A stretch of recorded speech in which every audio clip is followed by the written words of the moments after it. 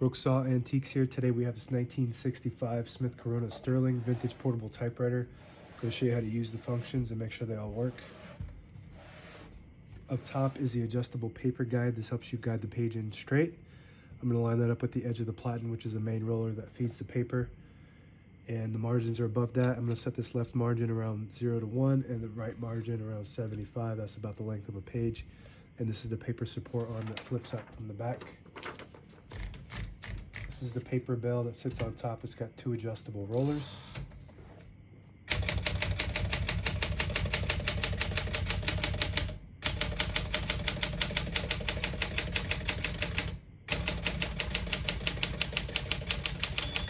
Once you hear the bell, you're at the end of the margin. You hit the slide space, gets you back to the beginning, and skips 1, 2, or 3. Right now we have it on single, but if you want double, you just flip the switch back. It skips 2, 1 more, it skips 3. That works good. We're going to keep that on single for now and finish typing.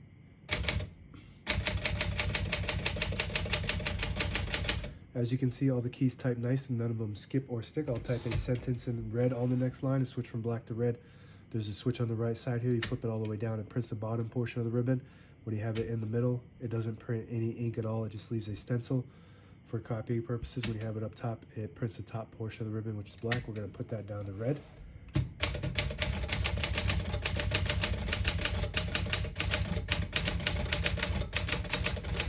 Beautiful typing machine. Excellent condition, both cosmetically and functioning, and the print looks really, really good.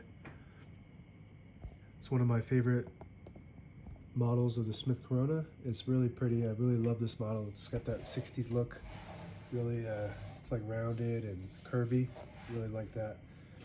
Very popular. It's got that, the colors. It's what's the Smith Coronas are known for, is having nice colors. This is seafoam green.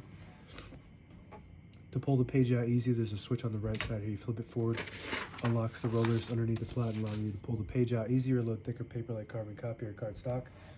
Make sure you flip that back before you load the next page, or else it won't load correctly. We're going to put this down for now. Shift on each side, a shift lock on the left. After that, just hit the shift button again. Backspace above that, looks good. Tab on the right side. Now we got tabs set on increments of 10, so I'm going to go and clear all those. Hit the tab and hit the CL button right next to it. So you hit the tab, hit the CL. And now we don't have any tabs, so we hit the tab button, it goes all the way to the end. And I always like to set one somewhere in the middle, so that way when you hit that tab button, it doesn't cause wear and tear on your typewriter. So I'm gonna hit that set button right there to set a tab right there. And that you can set as many as you want on this model. MR right in that section there is the margin release. When you get to the end of the margin, it will block you from printing unless you hit that MR button. It will allow you to go all the way to the end. We're going to put the ink back to black. Open the hood, all the brand new ribbons loaded on the left, so it's pulling to the right. Sometimes it switches, and right now it's pulling to the left, so we're going to switch that direction. Above the backspace, flip it down, and it'll pull to the right. It does have an automatic reverse. When one side gets filled up too much, it'll skip to the other side. And this is your touch control. Let's see here. The farther left you go, the more tension. There's no gauge on there on this model, but the farther left you go, the more tension there is when you hit the keys. I believe there's a spring under here, and all that does is puts tension on that spring, so when you hit the keys, so the farther left you go, the more tension.